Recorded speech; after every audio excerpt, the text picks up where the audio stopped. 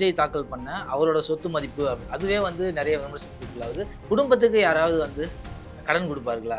இவரு வந்து எப்படி நாட்டு மக்களுக்கு செய்வாரு அப்படின்றாங்க. அது லோன் இல்ல. அவங்க செலவுக்காக தலைவர் மூலமா கொடுக்கப்பட்ட எக்ஸ்பென்டிச்சர். ஏன்னா அவர் வந்து ஒரு படத்துக்கு இவ்வளோ சம்பளம் வாங்குறாரு. ஆனா சொத்து மதிப்பு ரொம்ப கம்மியா காட்டியிருக்காரு. அப்போ அந்த பணம்லாம் எங்க போச்சு? அப்படின்ற ஒரு கேள்வியும் வைக்கப்படுது. இன்று நேற்று வந்த பாரம்பரிய கட்சியெல்லாம் எங்கள் இல்லை. எங்கள் தலைவர் விஜய் அவர்கள் ஒவ்வொரு வீட்டிலையும் ஒரு குடும்ப உறுப்பினராக ஒவ்வொரு இதயங்கள்லையும் இருக்கார். நான் கேன்வாசிங் போகும்போது நம்ம தான் முகமுறை போகணும்னு அவசியமே. அவங்களே வாலண்டியராக வந்து அண்ணன் நான் ஹெல்ப் பண்ணுறேன்னா அண்ணன் கூட நான் இருக்கேன். எனக்கு இங்கே 500 வீடு எனக்கு தெரியும், நான் கூட்டிகிட்டு போகிறவான்னு. இந்த பூத் ஏஜென்ட்டுங்கிறது அரசியலுக்காக போட்ட அமைப்பு தான் பூத் ஏஜென்ட். இதுக்கு அப்படி இல்லை. அது இல்லாமே பண்ண முடியும்னு நம்பிக்கை இருக்கா? 100க்கு 100% நம்பிக்கை இல்லை. இதுதான் ப்ராக்டிக்கல், இதுதான் ரியல். இப்ப உங்களை வந்து மயிலாப்பூர் நியமிச்சது, ரமேஷ் அவர்களை ஸ்ரீரங்கம் வேட்பாளராக வச்சதும் சமூகம் தான் காரணம். இவங்களும் வந்து திராவிட கட்சிகள் போல அதே சமூகத்தை தான் கையில் எடுக்கிறாங்க. மாற்றம் நம்ம மாற்ற வேண்டாம், அவங்களே மாற்றத்தை விரும்புகிறார்கள். ஏன்னா அந்த மாற்றம் இன்னும் நிறைய இருக்குல்ல. நாம் தமிழர் மாதிரியான அடுத்தடுத்த அமைப்புகளும் இருக்கணும் போது காவேக்காவா இருக்கும் அப்படின்னு நீங்க எப்படி? சில சாதனைகள் சில பேர் மட்டுமே படைக்க முடியும், பல சாதனைகள் பல பேரை படைக்க முடியாது. அதை படைக்கும் ஒரே தலைவர் எங்களுக்கு. வீட்டுக்கு ஒரு வண்டி, எல்லாருக்கும் வீடு, 2500 ரூபாய் அப்படின்றது எல்லாமே ஒரு கவர்ச்சிகரமான திட்டங்களா இருக்கு. அப்போ இதுக்கு பதிலாக அதிமுக திமுகவே ஆதரிக்கலான்றவங்களுக்கு ஒரு வலு சேர்த்து. ஒரு வாரத்துக்கு முன்னாடி வந்தவங்களை வேட்பாளராக அறிவிச்சது மிகப்பெரிய அளவுக்கு வெற்றி கழகத்துக்குள்ள ஒரு சலசலப்பை உண்டாகி இருக்கு அப்படின்னா நீங்க மறுக்க மாட்டீங்க அப்படின்னு நினைக்கிறேன். எந்த ஒரு சூழ்நிலையும் உடனே உருவாக்கப்படும். ஒருவர் நம்ம கட்சியில் இணைகிறார அவருக்கு ஒரு பதவி கொடுக்குறோம், அவருக்கு ஒரு எம்எல்ஏ சீட் கொடுக்குறோம்னா இது தபால் நேற்று நைட் எடுத்த முடிவு கிடையாது. இல்லை சார், தூசி மோகன் வந்து ஒரே நாளில் வந்து இங்கே அது வெளி உலகத்துக்கு தெரிஞ்சது தான். அது அப்படி கிடையாது. ஒவ்வொரு அதிமுக இருக்கும்போதே இங்கே அவர் வந்து தொடர்பில் எல்லா பயம் இருக்கா? பயம் இல்லை, ஒரு கைண்ட் ஆஃப் எதிர்பார்ப்பு. இனி அடுத்து என்னவா இருக்கும், அடுத்து யாராக இருக்கும், அடுத்து எந்த பிரச்சனையாக இருக்கும். தமிழ் தேசியமும் திராவிடமும் நீங்கள் வந்து சரிசமமாக எடுத்துகிட்டு போக முடியும்னு நினைக்கிறீங்க? 2026 தமிழ்நாடு சட்டமன்ற தேர்தலில் முடியுமான்னு கேள்வி வைக்கலாம். விடை 23ஆம் தேதி.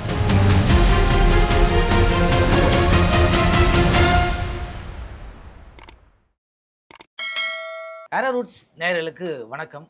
இன்றைய சிறப்பு நேர்காணலில் நம்மோடு இணைந்திருக்கும் சிறப்பு விருந்தினர் தமிழக வெற்றி கழகத்தின் பொருளாளர் வெங்கட்ராமன் சார் அவர்கள். வணக்கம் சார். வணக்கம். எப்படி சார் இருக்கீங்க? சிறப்பாக இருக்கேன். எப்படி இருக்கீங்க எல்லாரும்? நல்லா இருக்கு சார். தேர்தல் காலத்தில் உங்களை சந்திக்கிறதுல ரொம்ப மகிழ்ச்சி. நீங்கள் வந்து விஜய் அவர்களோட நீண்ட காலமாக நீங்கள் பயணிக்கிறீங்க. இந்த கட்சி தொடங்குவதற்கு முன்னாடி இருந்தே நீங்கள் பயணிக்கிறீங்க. அவரோட அறிமுகம் எப்படி, இந்த அரசியல் களம் எப்படி சார்? இந்த கேள்விக்கும் ஒரே பதில் தான் இருக்கும்.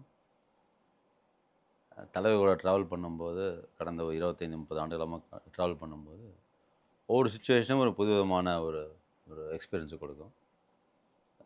நான் ஒரு பார்க்க வரும்போதெல்லாம் அவர் அப்பா கூட ட்ராவல் பண்ணும் முதல்ல அவர் தான் அட்மினிஸ்ட்ரேட்டிவாக இருந்தார். அவர் கூட இன்டர்வியூ வரும்போது அந்த நேரத்தில் ஒன் அமங் த ஒரு கேண்டிடேட்டாக வந்தேன். தலைவர் பார்த்து, விஜய் அப்பாவை பார்த்து, எஸ்ஏ சாரை பார்த்து இன்டர்வியூ பண்ணி அவர் கேள்வியெல்லாம் கேட்டு அவரோட டவுட்டெல்லாம் கிளாரிஃபை பண்ணதுக்கப்புறம் எனக்கு அப்பாயின்ட் பண்ணாங்க. அன்றைக்கி தான் விஜய் சார்லாம் அவங்க அப்பா அம்மா எல்லாத்தையும் மீட் பண்ணுறேன், பார்த்தேன். அது எவ்வளோ வருடங்களுக்கு முன்னாடி இருக்கும்? ஒரு 26 இயர்ஸ் இருக்கும். அப்படி 2000 மார்ச்னு நினைக்கிறேன். கிட்டத்தட்ட 25 வருடங்கள் நீங்கள் வந்து பயணிக்கிறீங்க. அரசியல் களம் ஏன் வந்து நீங்கள் சூஸ் பண்ணீங்க? ஆல்ரெடி வந்து அதுக்கான திட்டம் வந்து உங்ககிட்ட இருந்ததா? ஆக்சுவலி திட்டமிட்டு நான் இந்த விதமாக வந்து சூஸ் பண்ணலை. அவரோட ஒவ்வொரு பிளாட்ஃபார்ம்லேயும் ஏதோ ஒரு பர்பஸில் ஏதோ ஒரு விஷயங்களை நானும் அவர் கூடயே பயணிப்பேன். எக்ஸாம்பிள், அவரோட ஒரு நிகழ்ச்சிகள் ஆகட்டும், ஒரு வேறு ஏதாவது ஈவெண்ட் ஆகட்டும், வேறு ஏதாவது எங்கேயாவது ஒரு வெளி பயணங்கள் போனாலும் நம்ம கட்சி நிகழ்ச்சி இல்லாமல் பல எக்ஸாம்பிள் சொல்ல வந்தால், ஒரு ஸ்ரீலங்கன் ப்ரொட்டஸ்ட்டுக்கு ஒரு தடவை 2008 அந்த தேர்தல் இருக்கும்போது அவர் கூட ஒன்றாம் டீமாக இருந்திருக்கும். அதுக்கப்புறம் சில காலகட்டங்களில் இந்த சுனாமி சம்மந்தப்பட்ட பேரில் காலங்கள்லையோ எல்லா காலங்கள்லேயும் ஒரு நிகழ்வில் நானும் ஒன்றாம் வந்து பார்ட்டிசிபேட் ஆகிருவேன். அவர் மட்டும் இல்லை, அவர் கூட மட்டும் இல்லை, அவர் குடும்பத்துலேயும் ஒரு தடவை இருந்து ஃபாலோ பண்ணுறேன். அதனால் ஒவ்வொரு எக்ஸ்பீரியன்ஸையும் அவர் கடந்து வரும்போதும் அவர் சாதனை பண்ணும்போதும் நம்மளும் அவர் கூட ஏதாவது ஒரு ஆங்கிளில் ஒரு கூட இருக்கணும் அப்படிங்கிற உந்துதலில், ஒரு ஆர்வத்தில், ஒரு ஆசையில், அன்பில் இந்த அரசியல் வாழ்க்கையிலையும் அவர் கூட ஜேர்னி பண்ண வந்திருக்கேன். ஏன்னா நீங்கள் இதுக்கு முன்னாடி நீங்கள் வந்து அவரோட வெல்விஷராக அவரோட வந்து ஒரு கூட இருந்ததுக்கும் அரசியல் களம் அப்படின்றதும் நிறைய வித்தியாசங்களை பார்க்கலாம். ஏன்னா நம்ம தனிப்பட்ட நண்பர்களாக இருக்கிறதுலையும் தொழில் ரீதியாகவும் இருக்கும்பொழுது இல்லாத பிரச்சனைகள் வந்து அரசியலில் ரொம்ப அதிகமாக இருக்கும். குறிப்பாக நெருக்கடிகளை நம்ம வந்து சந்திக்காத, இதுக்கு முன்னாடி சந்திக்காத அளவு வந்து அரசியல் களங்களில் நெருக்கடிகளை சந்திக்கணும். அப்படின்னும் பொழுது உங்களுக்கு அந்த தயக்கம் இல்லையா? இல்லை நீங்கள் நினச்சதா இதில் வராமல் கூட இருந்திருக்கலாம்.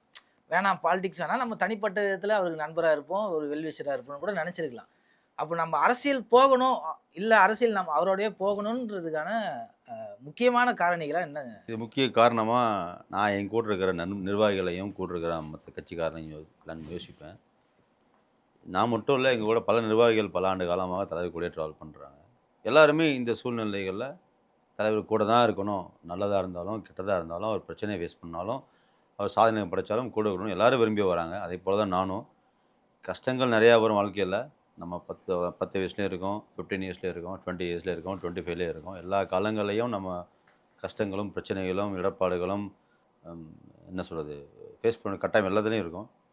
ஐயோ இது பயந்துருமே, இது வந்துடுமே, இது நகர்ந்து போகலாமா கடந்து போகலாமான்னு இல்லாமல் எந்த சூழ்நிலையும் அவரோட ட்ராவல் பண்ணணும். உந்துதல், அவர் மேலே இருக்கிற அன்பு, அவர் மேலே இருக்கிற எக்ஸ்ட்ரா நிறைய ஒரு அஃபெக்ஷன். ஆனால் இந்த சூழ்நிலை வந்தாலும் இவர் கூடயே இருந்து பயணம் பண்ணுறதுனால அந்த முடிவு எடுத்து ட்ராவல் பண்ணுறோம். எதையும் அவாய்ட் பண்ணக்கூடாது, கூடயே. நீங்கள் நினச்சதை விட எதிர்ப்புகள் அதிகமாக இருக்கா, இல்லை நீங்கள் நினச்சதை விட எதிர்ப்புகள் குறைவாக இருக்கா? நீங்கள் இதுக்கு முன்னாடி வர்றதுக்கு முன்னாடி ஏதோ ஒரு சிந்தனையில் இருந்திருப்பீங்கல்ல, அதுலேருந்து இப்போது நீங்கள் எதிர்கொள்கிற இந்த இது எப்படி இருக்குது? இதுக்கு நல்ல ஒரு எக்ஸாம்பிள் எப்படி சொல்லலாம்னா, நம்ம ஒரு ஸ்கூலுக்கு போய் படிக்க போகும்போதெல்லாம் புத்தகத்தில் 300 பேஜ் தான் இருக்கும். படிக்கும்போது இன்ட்ரெஸ்டிங்காக இருக்கும். போக போக போக தான் தெரியும் அதோட இன்வால்மெண்ட் எவ்வளோ இருக்குது, எவ்வளோ பேக்கேஜஸ் இருக்குது, எவ்வளோ படிக்க வேண்டியிருக்குன்னு அது இருக்கும். அதே போல் தான் இந்த அரசியல் களமும். வெளியே இருந்து பார்க்கும்போது மக்களுக்கு சோசியல் சர்வீஸ் பண்ணுறோம், மக்களுக்கு உண்டான தேவைகளை பூர்த்தி பண்ணுறோம், மக்களோட மக்களாக நிற்கிறோம் அப்படின்னு தலைவர் நாங்கள் எல்லாருமே முடிவெடுத்து வந்தோம். தலைவரும் சொல்லுவார் பேசும்போதெல்லாம், மக்களோடையே இருங்க, மக்களை விட்டு பிரிஞ்சிடாதீங்க, சுக துக்கங்களை கலந்துக்குங்க, எல்லா சூழ்நிலை அவங்க கூடயே இருந்தால் அவங்க நம்ம கூடயே இருப்பாங்கன்னு சொல்லுவார். இயல்பாக ஒரு அந்த அந்த ஒரு வார்த்தை போட்டிருக்கோம். அது எல்லோரும் அதை ஃபாலோ பண்ணுறோம். இந்த அரசியல் களத்துக்கு வரும்போது தான் அந்த புத்தகங்களை படிக்கிற மாதிரி முதல்ல பக்கத்தை படிக்க இன்ட்ரெஸ்டிங்காக இருக்கும், அடுத்த பக்கம் இன்னும் இன்ட்ரெஸ்டிங்காக இருக்கும், பக்கங்கள் அதிகமாக பெஞ்சோட நுனிய சீட்டுக்கு வந்து உட்காந்து எப்படி இருக்குமோ அப்படின்னு பயம் இருக்கிற மாதிரி. இது பயம் இல்லை, ஒரு கைண்ட் ஆஃப் எதிர்பார்ப்பு. அடுத்து என்னவா இருக்கும், அடுத்து யாராக இருக்கும், அடுத்து எந்த பிரச்சனையாக இருக்கும், அடுத்து எதை சந்திப்போம் அப்படின்னு ஒரு கியூரியாசிட்டி மூலமாக நகர்ந்து கொண்டு சென்று கொண்டிருக்கிறோம். தேர்தல் காலம் அப்படி தான் இருக்கும். இதையும் தாண்டி வெற்றி வாய்ப்பை, வெற்றி கோப்பையை பறிக்க வேண்டும், பறிப்போம். ஆனால் எதிர்பார்த்த அளவுக்கு அந்த எதிர்ப்பு இருந்தது அதிகமாகவே இருக்குன்னு நினைக்கிறீங்க? இப்போ நேச்சுரலாக உண்டு. இந்த களத்துலையும் போராட்ட களத்துலையும் எப்பவுமே போராட்டம் வரும்போது எந்த முனையிலேருந்து தாக்குதல் வரும், எந்த விதையான தாக்குதலும் தெரியாது. எந்த தாக்குதலையும் சரி, எந்த சூழ்நிலையும் சரி கடந்தும் சந்திச்சும் எதிர்கொண்டும் போவோம். குறிப்பாக வந்து உங்களை வந்து மயிலாப்பூர் தொகுதிக்கு சூஸ் பண்ணதுக்கு வந்து சமூகம் தான் காரணம், இவங்களும் வந்து திராவிட கட்சிகள் போல் அதே சமூகத்தை தான் கையில் எடுக்கிறாங்க, இவர்களும் அதே தான் ஃபாலோ பண்ணுறாங்க அப்படின்ற ஒரு பரவலான விமர்சனம் இருக்குது. குறிப்பாக உங்களை வந்து மயிலாப்பூர் நியமித்தது, ரமேஷ் அவர்களை ஸ்ரீரங்கம் வேட்பாளராக வச்சதும் கடுமையாக விமர்சனம் வைக்குது. எதை அடிப்படையில் நீங்களும் திராவிட கட்சிகள் போல வேட்பாளர்களை நியமிக்கிறீர்கள்? ஒரு சின்ன ஒரு ஒரு இன்டர்பிரேஷன் இதில் மாற்று கருத்து. மற்ற கட்சிகள் மாதிரி திராவிட கட்சிகள் மாதிரி தமிழக வெற்றி கழகம் இல்லை. அந்த கட்சியில் 50 வயசுக்கு மேலே இருக்கிறவங்க தான் உறுப்பினராகவோ அங்கத்தினராகவோ சட்டமன்ற உறுப்பினராகவோ இருப்பாங்க, பவர் செக்டராக இருப்பாங்க. அது ஜோன் வைஸ் பிரிச்சிருப்பாங்க, டிஸ்ட்ரிக் வைஸ் பிரிச்சிருப்பாங்க. நம்ம கழகம் அப்படி இல்லை. நம்ம தமிழ் வெற்றி கழகம், வெற்றி தலைவரின் கழகத்தை பொறுத்த வரைக்கும் எங்கள் வெற்றி தலைவரோட அட்வைஸ் பிரகாரம் பார்த்தா எல்லா நிலைகளிலுமே மினிமம் இன்றைக்கி இருக்கிற மாதிரி 18 வயசுலேருந்து அதுக்கு மேலேயும் அதுக்கு கீழேயும் இல்லை அனைவருமே நம்ம வெற்றி தலைவருக்காக அன்பு மேலே அஃபெக்ஷனாக இருக்காங்க. இது வந்து இந்த ஜாதியை சார்ந்தவர்கள், அந்த மதத்தை சார்ந்தவர்கள், இந்த ஆண்கள், இந்த பெண்கள், அந்த பேதம்லாம் இல்லை. படித்தவன், படிக்காதவன், பணம் இருக்கிறவன், பணம் இல்லாதவன் அப்படிலாம் கிடையாது. நம்ம தலைவரை பொறுத்தவரைக்கும் எந்த சூழ்நிலையும் யாரையும் இடம் சம்பந்தமாகவோ, பொருள் சம்பந்தமாகவோ, மதம் சம்பந்தமாகவோ, கலர் சம்பந்தமாக பார்க்குறதே இல்லை. நம்ம முதல்ல விக்ரமன் சொன்ன மாதிரி இது வந்து மதச்சார்பற்ற ஒரு கட்சியாக தான் வச்சுருக்கோம். எங்கேயுமே மதங்கள் இல்லை. அப்போ எந்த அடிப்படையில் அதுக்கு தான் அந்த காரணம் தான் சொல்லுவேன். எதுக்கு இந்த நீங்கள் சொன்ன மாதிரி ஸ்பெசிஃபிக் ஏன் நீங்கள் மயிலாப்பூர் இருக்கீங்க, ஏன் ஸ்ரீரங்கத்தில் இருக்காரு, ஏன் பிரிக்கும் போது இது பல எக்ஸாம்பிள் சொல்லலாம். இப்போ நீங்கள் திடீர்னு ஒரு தடவை கோபிச்செட்டிப்பாளையம் போனீங்க அல்லது கொங்கு பெல்ட்டு போனீங்கன்னா அந்த பகுதியில் கவுண்டர்ஸ் அதிகமாக இருப்பாங்க. ஆனாலும் அங்கே மற்ற கம்யூனிட்டி பீப்புளுக்கும் சந்தர்ப்பம் கொடுத்துருக்கோம். எதுக்கு கொடுக்குறோன்னா, இப்போ நான் எக்ஸாம்பிள் நான் மயிலாப்பூர் இருக்கிறேன் அப்படின்னா தலைவரோட ரெசிடென்ஷியல் ஏரியா இங்கே இருக்குது. அவர் ஏரியா இருக்கிறதுனால நான் மயிலாப்பூர் சூஸ் பண்ணேன். அதே மாதிரி ஒவ்வொரு பகுதிகளும் அந்த இடத்துல யார் அதிகமான நாலேஜ் இருக்கோ, யார் மக்களுக்கு அதிகமாக பரிச்சயமாக தெரிஞ்சிருக்காங்களோ அவங்களுக்கு அந்த பகுதிகளை நாங்கள் பிரித்து கொடுத்துருக்கோம்.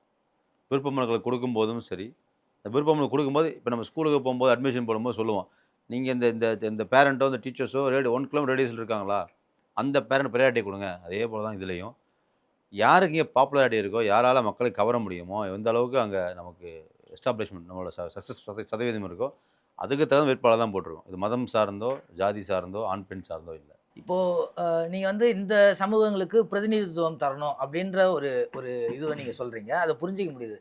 இதே தான் வந்து திமுக, அதிமுகவும் பண்ணுதுன்னும்போது, அதே வழியில நீங்களும் வந்து இந்த தொகுதிகள்ல வந்து இந்த சமூகங்கள்ல போடணும் அப்படின்னும் பொழுது, அப்போ பொது தொகுதிகள்ல நாம் தமிழர் மாரியான கட்சிகள்ல நெறைய வாய்ப்பு தராங்கல்ல. பொது தொகுதிகள்ல வந்து தலித்துகளுக்கு வாய்ப்பு தரா மாரியான எந்த முன்னெடுப்பும் அ தாவேக்கால இல்ல அப்படின்ற ஒரு விமர்சனமும் வருது.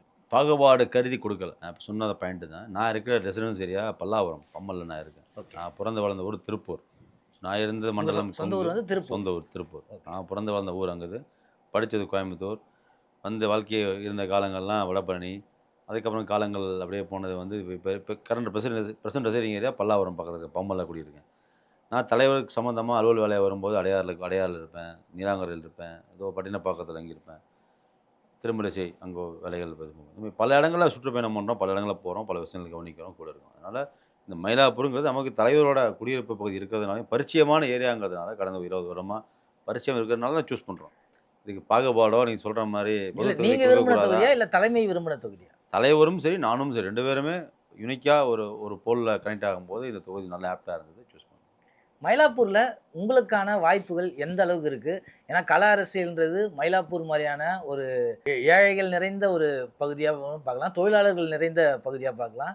குறிப்பா அடித்தட்டு மக்கள் மயிலாப்பூர்ல ரொம்ப அளவுக்கு அதிகமான மக்கள் இருக்காங்க. அவங்க கிட்ட நீங்க போய் சேர்றதுல நெறைய பிரச்சனைகள் இருக்கும். அது நான் நான் சொல்லணும் அப்படின்னு இல்ல. ஏன்னா ஆல்ரெடி அங்க திமுக, அதிமுகவும் அவ்வளோ தூரம் வந்து அவங்க உள்ள போயிட்டாங்க. அப்படின்னும்பொழுது களத்துல உங்களால எந்த அளவுக்கு சாதிக்க முடியும்? இதில் நான் இந்த இதில் நிறையா கேள்விலாம் எடுத்துக்கலாம். இதில் அடித்தட்ட மக்கள் இங்கே மட்டும் இல்லை, தமிழ்நாடு ஃபுல்லாக இருக்காங்க. வசதி வாய்ப்பா இருக்கிற கிடையாது கொஞ்சம் பேர் தான் இருக்காங்க. அதுவும் ஒரு ஆட்சி, ஒரு கட்சியை சம்மந்தப்பட்ட மட்டுமா தான் இருக்காங்க. ஸோ அவங்கெல்லாம் ஓட்டுக்காகவும் மக்களுக்கு பணம் குடுத்துட்டு, மக்களோட ஓட்ட ஹார்வெஸ்ட் பண்ணி விட்டுர்றாங்க. அதனால மக்கள் அன்றும், இன்றும் சரி, அந்த 50 ஆண்டு காலமாவும் சரி, 60 ஆண்டு காலமாவும் சரி, இந்த திராவிட கட்சி இருக்கிற வரைக்கும் மக்கள் அடித்தட்ட மக்களா தான் இருப்பாங்க. மயிலாப்பூர் தொகுதியை பொறுத்தவரைக்கும் எப்படின்னா, இங்க ஒரு டெம்பிள் சிட்டி. மக்களுக்கு ஒரு பக்தி மார்க்கமான ஒரு பிளேஸ். அத நீங்க அடித்தட்ட மக்கள பார்த்தாலும் சரி, இல்ல ரிச் பீப்பிள் பார்த்தாலும் சரி, மயிலாப்பூர் எங்க பார்த்தாலும் அனைத்து இடங்களிலும் உங்களால அந்த ஃபீல் பண்ண முடியும். நான் கடந்த ஒரு 3, 4 நாட்களா பார்த்துட்ருக்கேன். இந்த பிரச்சாரத்தில எந்த பக்கம் போனாலும் குழந்தைகள்லேருந்து பெரியவங்கள வரைக்கும் வீட்ல நான் காலையில சம்டைம் பார்ப்பேன். ஈவினிங் 3 மணிக்கு மேல 9 மணி வரையும் பிரச்சாரத்துக்கு அந்த பரப்புரைக்கு போவேன்.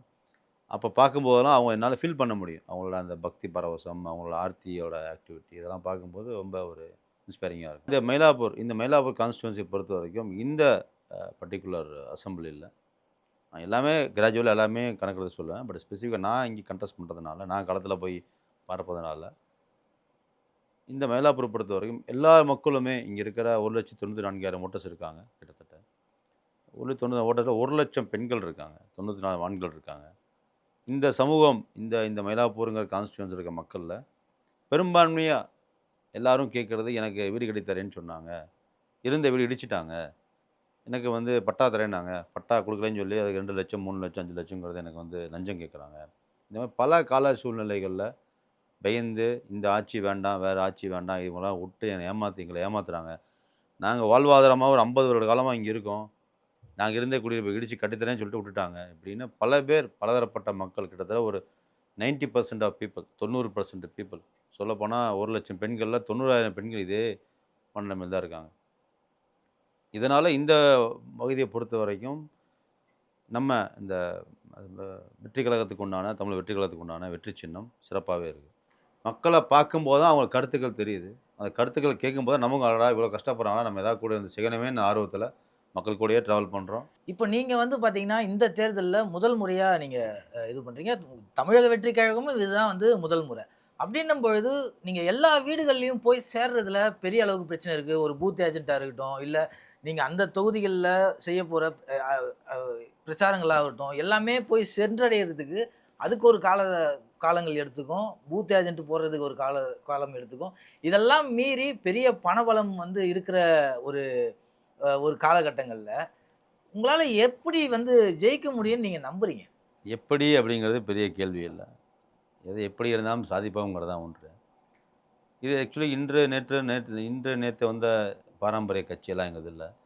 எங்கள் தலைவர் விஜய் அவர்கள், நம்ம வெற்றி தலைவர் அவர்கள் ஒவ்வொரு வீட்டிலேயும் ஒரு குடும்ப உறுப்பினராக ஒவ்வொரு இதயங்கள்லையும் இருக்கார். இப்போ நேற்று தான் ஒரு அது திடீர்னு ஓட்டை வரல. எப்படி கன்வெர்ட் பண்ணுவோம்? அதை தான் சொல்ல வரேன். எல்லா மக்கள் மனதிலையும் இடங்கள்லையும் இதயத்திலையும் இருக்கார். நான் கேன்வாசிங் போகும்போது நம்ம தான் முகமரை போகணும்னு அவசியமே இல்லை. அவங்களே வாலண்டியராக வந்து அண்ணன் நான் ஹெல்ப் பண்ணுறேண்ணே, அண்ணன் கூட நான் இருக்கேன், எனக்கு இங்கே 500 வீடு எனக்கு தெரியும், நான் கூட்டிகிட்டு போகிறவான்னு நம்ம அங்கே நம்ம ஒரு பிரச்சாரத்துக்கு பரப்புரைக்கு போகும்போது அவங்களே வாலண்டரியாக வந்து அந்த தெரு ஃபுல்லாக அவங்களே கூட்டிகிட்டு போவாங்க. இத்தனையும் பொதுமக்களாக இருக்காங்க, அவங்க ஒரு பாகம் போவார். அந்த மாதிரி பரிச்சயமான அங்கே ஒரு 50 குடும்பம் இருக்கா, 200 குடும்பம் இருக்கா, அந்த 3 தெருக்கள் தெரியுமா, அவங்களே வாலண்டரியாக வந்து நம்ம கூட கலந்து ஒன்றோடு ஒன்றாக இணைந்து நான் இருக்கேனே அண்ணனுக்கா நான் கூட இருக்கேன்னு ஒவ்வொரு குடும்பத்திலையும் வரும்போது இந்த பூத் ஏஜென்ட்டுங்கிறது அரசியலுக்காக போட்ட அமைப்பு தான் பூத் ஏஜென்ட். எங்களுக்கு அப்படி இல்ல. அது இல்லாமயே பண்ண முடியும்னு நம்பிக்கை இருக்கா? 100க்கு 100% நம்பிக்கை இல்ல. இதுதான் பிராக்டிகல். இதுதான் ரியல். களத்தில இருக்கிற ரியல் இதுதான். ஒரு இடத்துல ஒரு ஆள் மட்டும் இல்ல. இந்த மாரி 10, 20, 30 பேர் இருக்காங்க. நான் எக்ஸாம்பிள் சொல்ல வந்தா, இந்த பட்டினப்பாக்கம் பக்கத்தில ஃபிஷர்மேன் ஏரியாவுக்கு ஒரு தடவ காலையில நேரம், மதியான நேரங்களா போய் ஜெனரலா போய் பார்த்துட்டு வந்தேன். எப்படி இருக்குன்னு பார்க்கலாம், களத்த பார்க்கறதுக்காக போயிருந்தேன். மக்கள சந்திச்சு வணக்கம் சொல்லக்காக போயிருந்தேன். இது இது நாமினேஷனுக்கு முன்னாடி பீரியட்ல. அவங்கள போம்போது அவங்க சொல்ல ஒரே கருத்து தான். நாங்க வாழ்வாதாரமே இங்க இல்ல. எங்கள இங்கேருந்து விரட்டி விட்டாங்க. இந்த ப்ளூ கொடி திட்டம், நீலக்கொடி திட்டம்னு ஒரு திட்டத்த அறிமுகப்படுத்துறாங்க. அதனால எங்களெல்லாம் விரட்டி விட்டாங்க. அப்படின்னு ஒருத்தர் ஒருவர் மட்டும் இல்ல. அங்கேருந்து ஒரு 100க்கும் மேற்பட்ட பெண்கள், 100க்கு 200க்கும் மேற்பட்ட குடும்பங்கள்லாம் சொன்னாங்க. நம்ம போய் சொன்ன உடனே அவங்களே வாலண்டரியா மாடியில இருக்கிறவங்க, கீழ இருக்கிறவங்க, அவங்களே நேரா வந்து நம்மகிட்ட நம்ம குறைகளையும், அவங்க மனுவாவும் எழுதி குடுத்து, இந்த மாரி திட்டங்கள் இருக்கு. இந்த மாரிலாம் எங்களுக்கு இவ்வளோ வாழ்வாதார பிரச்சனை இருக்கு. உங்க அண்ணன் கூட நாங்க இருக்கோம். தளபதி கூட நாங்க இருக்கோம். நீங்க எதையும் யோசிக்காதீங்க. எதுவும் பயப்படாதீங்க. அண்ணன் வராரு. எங்களுக்கு வாழ்வாதாரத்த மேம்படுத்திக் கொடுங்க அந்த அப்படின்னு. அந்த வாக்காளர்கள் ஏன் அதிமுகவுக்கு போகாம உங்களுக்கு எப்படி வரும்னு நீங்க நம்புறீங்க? ஏன்னா 50 வருஷமா அத தானே பண்றாங்க. இன்று வந்த ஒருவர் இத தான் சொல்லுவார். நான் வந்து இத சரி பண்ணி தரேன்பார். நேற்று வந்த ஒருவர் நான் மாத்தி தரேன்பார். இந்த மாரி ஒவ்வொருத்தரும் வரும்போது என்ன சொல்லிட்டு போறாங்க, நான் பண்ணி தரேன் செய்றேங்கிறாங்க. அவங்களுக்குள்ள ஒரு ஒரு ஹையரார்ச்சி டிஃபீட்ல அவங்களுக்குள்ள ஒரு கட்சியோட பரம்பரை நிகழ்வுகள்ல எனக்கு இந்த இடம் வந்தா இங்க கமர்ஷியல் காம்ப்ளெக்ஸ் கட்டுவேன். அந்த இடம் வந்தா அங்க ஒரு சோசியல் ப்ரோகிராம் ஒண்ணு பண்ணிடலாம். பெரிய கிளப்ப கட்டிடலாம். வருமானம் வருங்கிற அவங்களோட அவங்களோட குடும்பம் சம்மந்தப்பட்ட, கட்சி சம்மந்தப்பட்ட பாரம்பரியத்தில வருமானத்தில போயிடுறாங்க. அதனால மக்கள் வாழ்வத மறந்துடுறாங்க. இதனால மக்கள பொறுத்தவரைக்கும் 2 கட்சியிலுமே வேணாம். திராவிட கட்சியிலே வேணாம் தமிழ்நாட்டில். இந்த தலைவர் இருக்கார், வெற்றி தலைவர் இருக்கார். அவர் முன்னிலையில் எங்க அண்ணன் நல்லா ஆட்சி கொடுப்பா. இத்தனை வருட காலங்களாவே என் கூட தான் இருந்திருக்கார். நாங்க கூட தான் டிராவல் பண்றோம். பல இடங்கள்ல எங்களோட பழைய தளபதி, இளைய தளபதி விஜய் மக்கள் நற்பணி மன்றமா இருந்த காலம் ஓடி இன்னைக்கும் இருக்கு. அதுக்கப்புறம் விஜய் மக்கள் இயக்கம்னு ஒரு ஒரு ஒரு அமைப்பு ஆரம்பிச்சோம். கன்வெர்ட் பண்ணோம். இன்றைக்கும் என்னால பார்க்க முடியுது. அது உறுப்பினரா இருக்கிறவங்க, அதிலேயே ஆனா டிராவல் கள பண்றவங்களா இருக்காங்க. அரசியல்ன்றது ரொம்ப வித்தியாசமா இருக்கு இல்லையா? களத்துல ஒவ்வொரு தெருவுலயும் நீங்க வந்து அதிமுக, திமுகல இருந்து அவங்க எந்த அளவுக்கு ஒர்க் பண்றாங்கன்னு உங்களுக்கு தெரியும். நீங்க அத வந்து உடைச்சு ஒவ்வொரு வீடுகள்லயும் போய் அந்த வாக்க கன்வெர்ட் பண்றதுன்றது இமாலய ஒரு ஒரு ஒரு வேலை அப்படின்றது உங்களுக்கு நல்லாவே தெரியும். அப்படின்னும் பொழுது, இத எல்லாத்தையும் மாத்துறதுக்கான ஒரே நிவாரணியா விஜய் மட்டும் போதும்னு நினைக்கிறீங்களா? மாற்றமே இல்ல.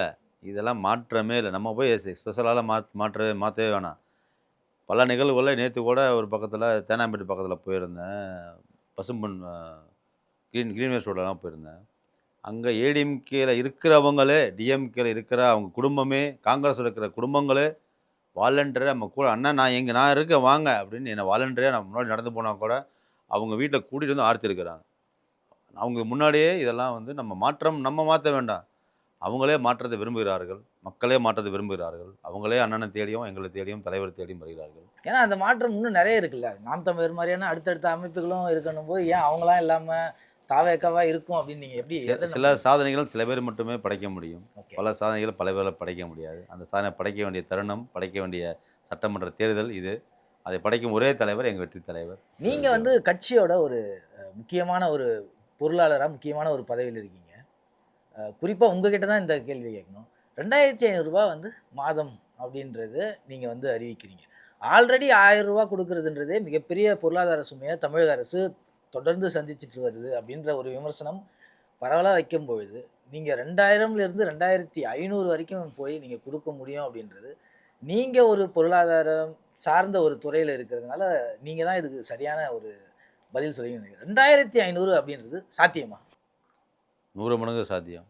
எப்படி சாத்தியம்னா, ஒரு சின்ன ஒரு எக்ஸாம்பிள் அதையும் சொல்லணும். ஏன்னா, பல விஷயங்கள் நம்ம சொல்லும்போது, ஒரு கருத்துக்கள அப்படியே திணிக்கும்போது புரியாது. அத ஒரு எடுத்துக்காட்டா சொல்லும்போது புரியும். தலைவர் ஒரு கடந்த மீட்டிங்ல சொல்லும்போது சொன்னாரு.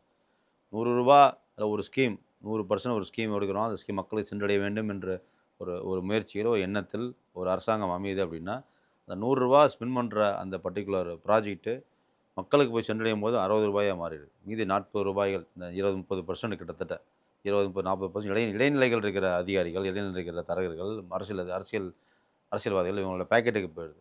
ஸோ மக்களுக்கு சென்றடையும்போது 60% தான் போகுது. 40% போறதே இல்ல கிட்டத்தட்ட. அது அந்த மாரி 40 லேக் ஆகறதுனால நீங்க சொல்றது ரூ. 1000 குடுக்க முடியும். கஷ்டப்படுறாங்களே கவர்மெண்டால. 2000 குடுக்க முடியுமா? முடியும். நம்ம ஆட்சி அப்படி அமையாது. நம்ம தலைவரோட இல்ல ரெவென்யூ சோர்ஸ் வேணும் இல்லையா? ரெவென்யூ சோர்ஸ் நெறையா இருக்கு. இடையில இருக்கிற கட்டிங் சோர்ஸ் தான் நெறையா இருக்கு இந்த இடத்துல. தமிழ்நாடு கவர்மெண்ட்ட பொறுத்தவரைக்கும், தமிழ் அரச பொறுத்தவரைக்கும், தமிழ்நாட பொறுத்தவரைக்கும் எழுச்சிமிகு மாநிலம். இங்க பல வகையான இன்வெஸ்ட்மெண்ட்ஸ் எல்லா கண்ட்ரிலேருந்து வருது. அந்த இன்வெஸ்டர் தக்க வச்சுக்கிட்டு, அவங்களோட கமிஷன் பேரம் பேசாம, அவங்கள்ட்ட கட்சி சம்பந்தமான பணிகள ஃபோர்ஸ் பண்ணாம, மக்களுக்கான அரசியலையும், மக்களுக்கான தேவைகளையுமே பூர்த்தி பண்ணாலே, இளைஞர்களுக்கான வேலைவாய்ப்பு, பெண்களுக்கான உரிமைகள குடுத்தாலே, நம்ம நினைக்கிற கவர்மெண்ட் இருக்கிற எல்லா ஆக்டிவிட்டியும் 100% பண்ணினாலே, இந்த டெஃபிசிட் ஆஃப் பட்ஜெட்ங்கிறதே வராது. ஏன்னா சார், இப்ப நான் எங்கேருந்து இந்த கேள்வி கேட்குறேன் அப்படின்னா, இப்போ அதிமுகவும், திமுகவும் ஆல்ரெடி அவங்க இந்த மாதிரியான ஸ்கீம்ஸ் தான் வைக்கிறாங்க. 1000, 2000 அப்படின்னு இருக்கும்பொழுது, இத மாற்றுறதுக்காக தான் நீங்க வரீங்க அப்படின்னு சொல்லும்பொழுது, நீங்களும் ஒரு 2500 எழுதிருக்கீங்க. இப்போ ஒரு வேளை நான் எடுத்துக்காட்டுக்கு கேட்குறேன். அப்போ திமுக திரும்பவும் நான் 3000 அப்படின்னா, அது உங்களோட இதுவா என்னவா இருக்கும்? அதாவது நாங்க 2500 குடுப்போம் அப்படின்னா, 2500 கவர்மெண்ட்டோட நிதியிலேருந்து டைரக்ட்டாக மக்களை நோக்கி வரும். எங்க உறுப்பினரை நோக்கி வராது. இன்று பெற்றுக்கொண்டிருக்கும் அனைத்து விதமான மக்களுக்கும், அனைத்து பெண்களுக்கும் சரி, யாரெல்லாம் கஷ்டப்படும் குடும்பங்களுக்கும் சரி, இன்னைக்கு என்ன சிஸ்டமோ அதே சிஸ்டம் அடாப்ட் பண்ணி குடுக்க போறோம். ஆனா டிஎம்கேவோ, ஏடிஎம்கேவோ, பிஜேபியோ அவங்க கட்சிகள் 3000, 4000, 5000 குடுக்கும்போது, அதில 30% கமிஷன் அவங்களுக்கு போயிரும். மீதி தான் மக்களுக்கு போய் சேரும். அதனால அவங்க சொல்றதுக்கும் எங்களுக்கும் கருத்து வேறுபாடு என்னன்னா, நம் தலைவர் கொடுப்பது, நம்மோட வெற்றி தலைவரின் ஆட்சி கொடுக்கப்படுவது 100% கவர்மெண்ட்லேருந்து ரூ. 1 கூட சிதறாமல், சிந்தாமல் செல்லும் மக்களை சென்றடையும். மற்ற கட்சிகள்ல 50 ஆண்டு கால கட்சிகள்ல, 60 ஆண்டு கால கட்சிகள்ல கடன் மட்டுமே சுமையாக இருக்கும். மக்கள் மேல் சுமை மட்டுமே இருக்கும். கடன் மட்டுமே இருக்கும். பெனிஃபிட் இருக்காது. இந்த சுமைகள் எல்லாம் பல கோடிகளாக பல கட்சி நிர்வாகிகள் தலையிலும், கட்சி நிர்வாகிகள் குடும்பத்திலும் கட்டுக்கட்டா, சுமையா ஏத்தி வச்சிருக்கும். அது எல்லா கட்சியிலயும் எல்லாருமே இருக்க தானே சார் செய்யுது. இப்போ தாவேக்கா வந்தாலுமே, நீங்க அத எப்படி எந்த வழியும் இல்லையே. ஏன்னா அது மக்களா அது அது மாறாதபோது, நீங்க வந்து எப்படி வந்து நீங்க அப்படி இல்ல. அது மாறுபட்ட கருத்து. எங்களை நாடி வரும் மக்கள், எங்களை தேடி வரும் மக்கள், வெற்றி தலைவர் பின்னிருக்கும் அனைத்து நிர்வாகிகளுமே கோடீஸ்வரர்களாவோ இல்ல, லட்சாதிபதிகளா இல்ல. தலைவரோட ஒரு புள்ளியில இணைஞ்சிருக்காங்க. நேர்மை, தூய்மையான ஆட்சி, எந்த எதிர்மறை சிந்தனைகளும் இல்லாமல் மக்களோடயே டிராவல் பண்ணணும். அவங்க கூடயே தான் இருக்காங்க. இப்ப நான் சொன்னேன் இல்லையா, ஒரு பூத் ஏஜென்ட் சொன்னேன். அந்த தெருவுல அவரு ஒண்ணாம வந்து அங்க 100 பேர் இருக்காங்கன்னா, அவரு சிங்கிள் பெட்ரூம் இருக்காங்க. அதே சின்ன வீட்ல தான் அவங்களும் இருக்காங்க. அதே போன்ற நிர்வாகிகள் மட்டுமே எங்க கூட களத்தில் இருக்கிறார்கள். அவங்கலாம் நம்ம ஆட்சிக்கு வந்து அவங்களும் அப்படியே தான் இருப்பாங்க. இல்ல நான் இந்த வீட்ல இருக்கேன். உடனே தலைவர் ஆட்சிக்கு வந்துட்டாரு. சரி வா கோபாலபுரம் வீடு வாங்கிடலாம் அப்படின்னு மாற மாட்டாங்க. நம் நம் தமிழக நம்ம நம் தமிழ் வெற்றி கழகத்தின் அனைத்து நிர்வாகிகளும் எப்படி இருக்காங்களோ, அதே நிலைமையில மக்கள் கூட தான் இருக்கணும்னு பிரியப்படுறாங்க. எங்க ஆட்சி அமைஞ்ச பிறகும் கூட இந்த நிலைமை என்றும் தொடரும். மக்களோடு மட்டுமே பயணிப்போம். மக்கள் தேவைகளை மட்டுமே பூர்த்தி ஏன்னா பாருங்க சார், எவ்வளோ கமர்ஷியலா இப்போ திமுக வந்து அதிமுக எப்படி அறிவிக்குமோ, அந்த மாரி எல்லா வீட்டுக்கு ஒரு வண்டி, வீட்டுக்கு எல்லாருக்கும் வீடு, எல்லா ரூ. 2500 அப்படின்றது எல்லாமே ஒரு கவர்ச்சிகரமான திட்டங்களா இருக்கு அப்படின்ற ஒரு விமர்சனம் வருது. ஏன்னா மாற்று அரசியல் பேசுறவங்க பெரும்பான்மையா இந்த மாரியான ஒரு இது இல்லாம அதிலிருந்து மாறுபடணும் அப்படின்றது தான் மாற்று அரசியல். சரி. ஆனா நீங்க அவங்க சொல்ற அதே கமர்ஷியல் எலமெண்ட்ஸ் எடுத்துட்டு நீங்க வந்து அதையே ஒரு தேர்தல் வாக்குறுதியா குடுக்குறதுன்றது, அப்போ இதுக்கு பதிலா அதிமுக, திமுகவே ஆதரிக்கலான்ற உங்களுக்கு ஒரு வலு சேர்க்குது இல்லையா? கரெக்ட்டு. இது நாங்க அதே தேர்தல் அறிக்கை நம்ம சொல்ல விரும்பல. இப்ப நம்ம வந்து 2 தேர்தல் அறிக்கை குடுத்துருக்கோம். ஒண்ணு வந்து பெண்களுக்கான ஸ்பெசிஃபிக்கான ஒரு தேர்தல் அறிக்கைகள். 2வது இளைஞர்களுக்கான தேர்தல் 2மே குடுத்துருக்கோம். 2மே டிஃபரெண்ட் மாறுபட்ட கருத்துக்கள் இருக்கும். மாறுபட்ட இந்துசுக்கள் இருக்கும். 3வது இல்ல நான் ஒரு சில காரணிகள தான் மேற்கோள் காட்டுறேன். தேர்தல் அறிக்கைகள இன்னும் முடியல. இன்னும் 2, 3 நாட்கள்ல தலைவரோட மீதி தேர்தல் அறிக்கைகளும் மக்களை சென்றடையும். நம்ம கொடுப்பது தலைவர் சொன்ன மாரி, நான் சொல்வதை மட்டுமே செய்வேன் எங்க தலைவர் சொல்லியிருக்காரு. அத மட்டும் தான் செயல்படுத்துவோம். மற்றவங்க மாரி 500க்கும் மேற்பட்ட வாக்குறுதிகளை கொடுத்துவிட்டு, போன ஆட்சியில குடுத்தாங்க, அதுக்கு முன்னாடி குடுத்தாங்க. அதில பல நூறு அறிக்கைகள், பல நூறு தேர்தல் உறுதிகள்லாம் பண்ண மாரி தெரியல. நம்ம தலைவர் சொல்லும்போதே சொல்லுவார், "நான் கொடுக்கும் தேர்தல் வாக்குறுதிகள் அல்ல, தேர்தல் உறுதிமொழிகள்." வாக்குறுதிக்கும் உறுதிமொழிக்கும் வித்தியாசம் இருக்கு. வாக்குறுதி நிறைவேற்றலாம போலாம். கட்டிங் கமிஷன் வாங்கிட்டு பண்ணலாம். உறுதிமொழி அப்படி இல்ல. நம்ம எப்படி ஜனநாயக தேர்தலில் உறுதிமொழி எடுக்கும்போது வேட்பாளராக போகும்போது ஒரு நாமினேஷன் பேப்பர் கொடுத்தவங்க உறுதிமொழி எடுத்துக்கிறோம். அப்படின்னு என்ன சட்டத்தை கடைபிடிப்பேன் என்று அர்த்தம். ஒரு நாடாளுமன்ற உறுப்பினராகவோ பாராளுமன்ற உறுப்பினராக போகும்போது கூட ஒரு வேட்புமனுவை அங்கே சப்மிட் பண்ண உடனே உறுதிமொழி ஏற்ற பிறகு தான் நாங்கள் சைன் பண்ணுறோம். அதே போல தான் எங்கள் தளபதி சொன்னதும், நாங்கள் உறுதிமொழி ஏற்பது தலைவருக்காக மட்டுமல்ல, தளபதிக்காக மட்டுமல்ல, நாட்டு மக்களுக்காக தலைவர் கொடுத்த அந்த உறுதிமொழிகளை கொடுத்த அந்த தேர்தலில் கொடுத்த உறுதிமொழிகளை மட்டுமே பின்பற்றுவோம் என்று கூறுகிறோம். ஏன்னா இப்போ நீங்கள் வந்து சொன்னீங்க எங்களோட தொண்டர்கள் வந்து இன்னும் எளிமையாக இன்னும் ரொம்ப எளிமையாக தான் இருக்காங்க. யாரும் வந்து ஊழல் இந்த மாதிரியான கட்சிகள் அதிமுக திமுக பண்ணுற மாதிரியான ஊழல் மாதிரி நாங்கள் பண்ண மாட்டோம் அப்படின்றாங்க. ஆனால் அவங்க வந்து விமர்சனம் வைக்கிறது இப்போ இந்த அஃபிடவிட்டில் அவர் விஜய் தாக்கல் பண்ண அவரோட சொத்து மதிப்பு அதுவே வந்து நிறைய விமர்சனத்துக்குள்ளாவது. குடும்பத்துக்கு யாராவது வந்து கடன் கொடுப்பார்களா, இவர் வந்து எப்படி நாட்டு மக்களுக்கு செய்வார் அப்படின்றாங்க. ஆக்சுவலாக அது வந்து ஏன் சார் அந்த குடும்பத்தினருக்கு ஏன் கடன் கொடுக்கணும் அப்படின்ற அந்த அது ஏன் அதில் தாக்கல்? அது அக்கௌண்டிங் ஸ்டாண்டர்ட்ஸ் எல்லாம் இருக்குது. அக்கௌண்ட் ஸ்டாண்டர்ட் என்ன இருக்குன்னா, ஒருவர் வந்து தன்னோட சொத்துக்களை தன்னோட வருமானங்களை முழுமையாக ஒயிட் அமௌண்ட்டை முழுமையாக பெற்றுக்கொள்ளும் போது தன்னோட குழந்தைகளுக்கோ தன்னோட ஃபேமிலியில் இருக்க மெம்பருக்கோ அவங்களோட எஜுகேஷன்ஸ்க்காகவோ ஃபாரின் ட்ராவலுக்காகவோ அவங்களோட ஒய்ஃப் இருக்காங்க இல்லை சில்ட்ரன்ஸ் இருக்காங்கன்னா பணம் கொடுக்கும்போது கேஷை விட்ரா பண்ணி கொடுக்க மாட்டாங்க. என்னம்மா 50 லட்சம் வச்சுக்கோ, 1 crore வச்சுக்கோ, 10 லட்சம் வச்சுக்கோ, ஜொல்லோ என்ன சொல்ல மாட்டாங்க. தன்னிடமுள்ள பேங்க்கை அவங்க பேங்க் அக்கௌண்ட் ட்ரான்ஸ்ஃபர் பண்ணி அவங்க அதில் ஒரு எக்ஸ்பென்ஸ் மீட் பண்ணுவாங்க. இப்போது அவங்களோட மனைவியோ இல்லை அவங்களோட குடும்ப உறுப்பினர்களோ வெளி பிரயாணம் போகிறாங்க, அவங்க அவங்க அவங்க ஃப்ரெண்ட்ஸ் கூட வெளியே போகிறாங்கன்னா, அப்போ நம்ம பணம் அவங்களுக்கு செலவுக்கு காசு வேணுங்கும்போது நம்ம அக்கௌண்ட்லேருந்து தலைவரோட அக்கௌண்ட்லேருந்து அவங்க குழந்தைகள் அக்கௌண்ட்டுக்கு ட்ரான்ஸ்ஃபர் பண்ணுவோம். இப்போ தலைவர் அது கடனா வராது. அதுக்கு பேர் கடன் இல்லை. அதுக்கு பேர் நம்ம அவங்களுக்கு கொடுக்குற வரவு செலவு கணக்கு. நம்ம குழந்தைகளுக்கு நம்ம அக்கௌண்ட் மூலமாக கொடுக்குற ஃபண்ட்ஸ். ஆக்சுவலி நம்மளோட இந்தியா அரசியலமைப்பு சட்டத்திலே இருக்குது. இப்போ ரீசெண்டாக வந்து சில அமெண்ட்மெண்ட்லாம் இருக்குது. அது என்ன சொல்ல வரோன்னா, கேஷாக செலவு பண்ணுறத விட இப்போ நம்ம சின்ன கடைகளுக்கு போனால் கூட ஜிபே பண்ணுங்கள், யூபிஐ பண்ணுங்கன்னு சொல்கிறாங்க. முக்கால்வாசி ₹10 ₹20 பேமெண்ட்லாம் கூட ஜிபே மூலமாக தான் பேமெண்ட் பண்ணுறோம். விச் மீன்ஸ் எல்லாரும் டிரான்ஸ்பரன்சி ஆஃப் கரன்சி. கேஷாக செலவு பண்ணாமல், பிளாக் மணி இல்லாமல் எல்லாரும் முடிஞ்ச வரைக்கும் அக்கௌண்ட் ட்ரான்ஸ்ஃபர் பண்ணுறோம். எங்கள் தலைவரை பொறுத்தவரைக்கும், என் அக்கௌண்ட்டை பொறுத்தவரைக்கும் 100க்கு 100% நாங்கள் அக்கௌண்டபிள் இருக்கிறதுனால, எங்களுக்கு எல்லா வரவு செலவுகளும் வெளியே மட்டும் இல்லை, எல்லா செலவுகளும் டிரான்ஸ்பரன்ஸியாக அக்கௌண்ட் மூலமாக நடக்கும். அப்படி தான் குழந்தைகளுக்கு கொடுக்க போகிறோம். அதுதான் கொடுத்துருக்காரு. அதான் புக்கில் காமிக்கும். அது லோன் இல்லை. அவங்க செலவுக்காக தலைவர் மூலமாக கொடுக்கப்பட்ட எக்ஸ்பெண்டிச்சர் நம்ம கேஷ் ட்ரா பண்ணி கொடுக்க முடியாது. அதுக்காக கொடுத்தோம். ஏன்னா அவர் வந்து ஒரு படத்துக்கு இவ்வளோ சம்பளம் வாங்குறாரு, ஆனால் சொத்து மதிப்பு ரொம்ப கம்மியாக காட்டியிருக்காரு. அப்போ அந்த பணம்லாம் எங்கே போச்சு அப்படின்ற ஒரு கேள்வியும் வைக்கப்படுது இல்லையா? இன்னைக்கு அரசியல் களத்தில் மட்டும் இல்லை, இந்தியாவிலேயே டாக்ஸேஷன் ரேஷியோ எல்லாத்துக்கும் தெரியும். கார்பரேட் டேக்ஸ் ஒன்று இருக்கும், நம்மளோட ஒரு இண்டிவிஜுவல் உருவாக்குற அவரோட டேக்ஸ் பேமெண்ட் இருக்கும்.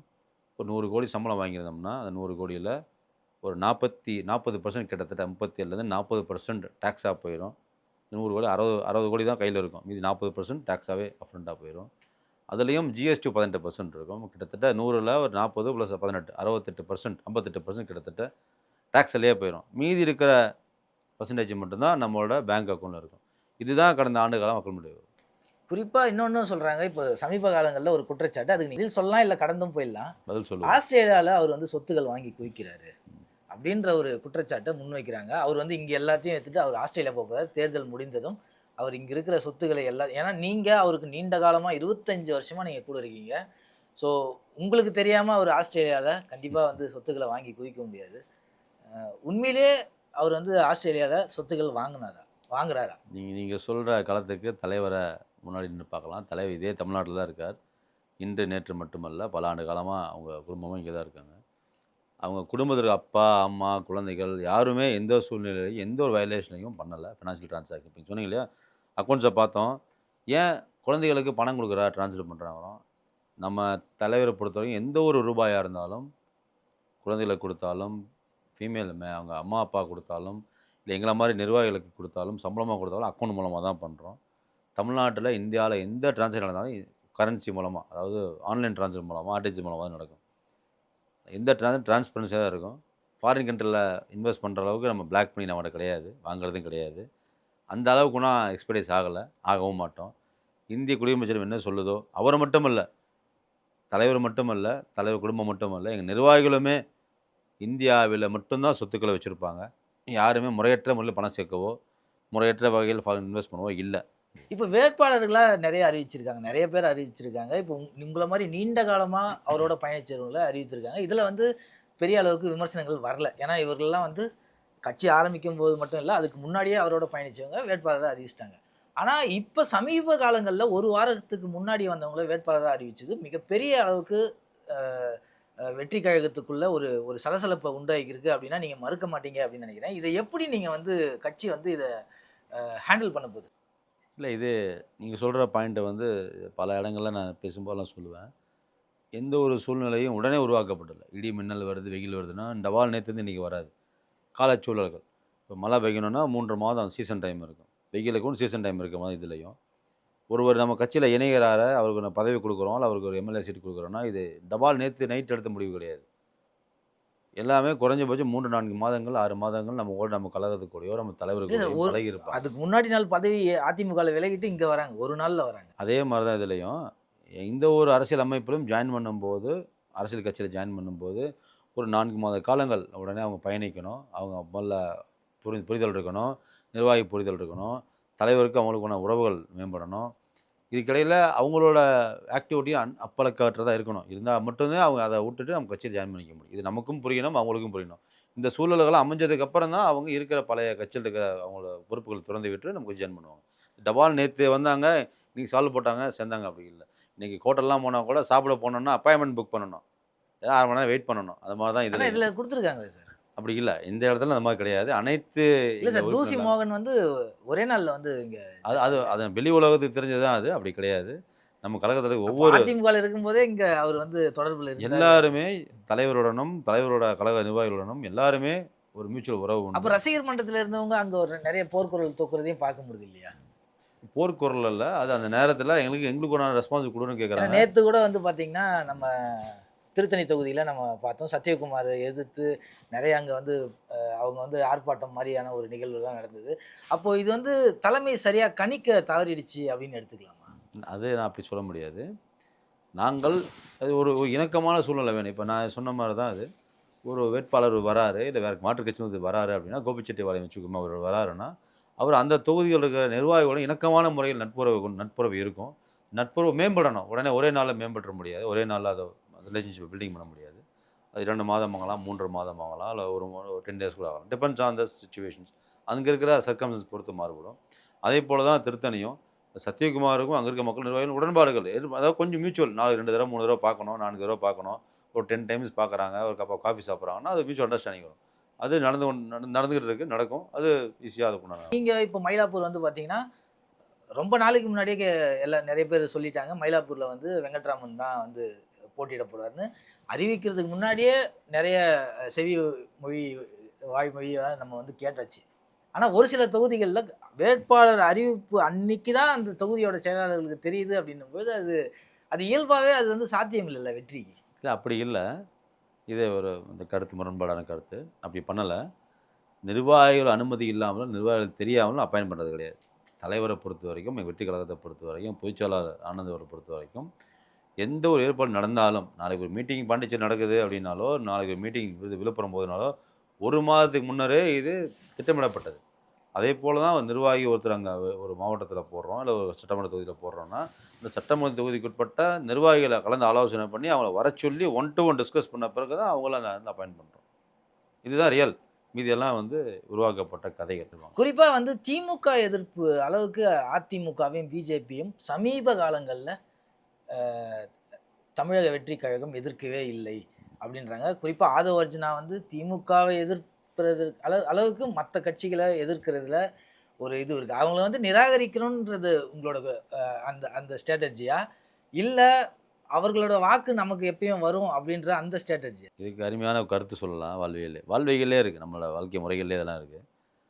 நம்ம ஃபைட் பண்ணும்போது 2க்கு தான் ஃபைட் பண்ணுவோம். ஒண்ணு ட்ரெயின்ல போலான்னு ஃபைட் பண்ணுவோம். இல்ல பஸ்ல போலான்னு ஃபைட் பண்ணுவோம். இல்லையா? இல்லையா அம்மாட்ட அம்மாட்ட அஃபெக்ஷனா இருக்கணும்னு ஃபைட் பண்ணுவோம். இல்ல அப்பாட்ட அஃபெக்ஷனா இருக்கணும்னு ஃபைட் பண்ணுவோம். அதேபோல தான் மக்களும் நம்ம தேர்தல் களமும் கூட.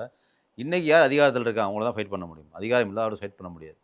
நம்ம ஒரு ஒரு காம்படிஷன் போறோம் அப்படின்னா, ஒரு களத்துக்கு ஒரு போட்டி களத்துக்கு போறோம்னா, போட்டி களத்துல 2 பேர் தான் இருப்பாங்க.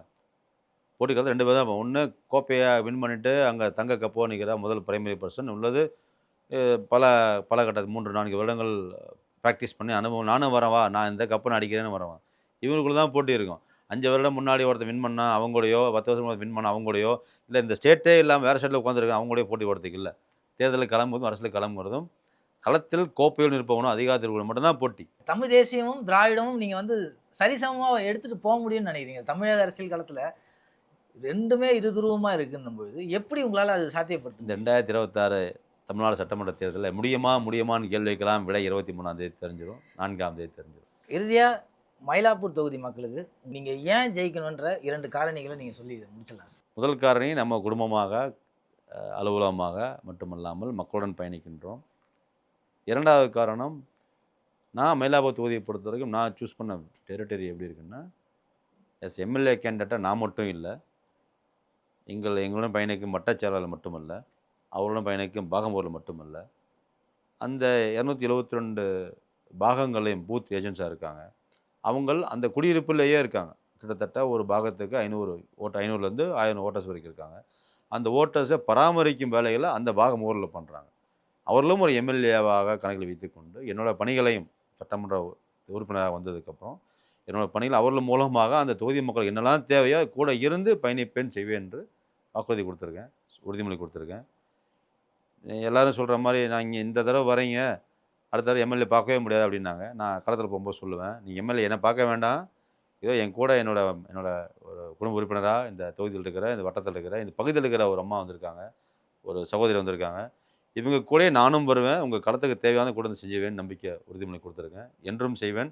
அதற்காக தான் எனக்கு மயிலாப்பூர் பொறுத்த வரைக்கும் சிறப்பான வரவேற்பும் சரி, சிறப்பான ஒரு வெற்றி வாய்ப்பையும் தருவாங்கன்னு நம்புகிறேன்.